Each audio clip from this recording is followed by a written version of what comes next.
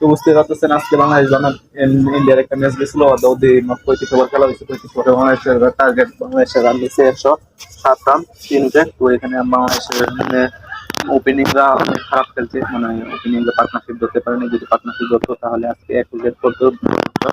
তো বাঙালির সবসময় ব্যাটিং দুর্বল হওয়ার কারণে আমরা সবকিছু ম্যাচ হারিয়ে যাই। তার জন্য আমরা ব্যাটিং অর্ডারকে আগে ভালো করতে হবে, আর আমাদের বোলিং অর্ডার সবসময় ভালো আছে, একটু ব্যাটিং অর্ডার সবসময় ভালো করবেন। আর রাজমুখ সব ক্যাপ্টেন হিসেবে আরো ভালো করার দরকার ছিল আজকে।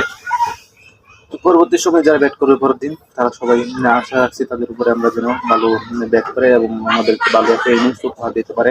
তাই আমরা বাংলাদেশের কাছ থেকে আশা করি। আর আমরা চাই কান করে বাংলাদেশ উইন হয়ে একটা রেকর্ড করুক, এই রেকর্ডটা আমরা সাক্ষী হতে পারি যেন আজ সাকিব আল হাসানের শেষ টেস্ট ম্যাচ, এটাই যেন সুন্দরভাবে সুন্দর সূচনা হয়।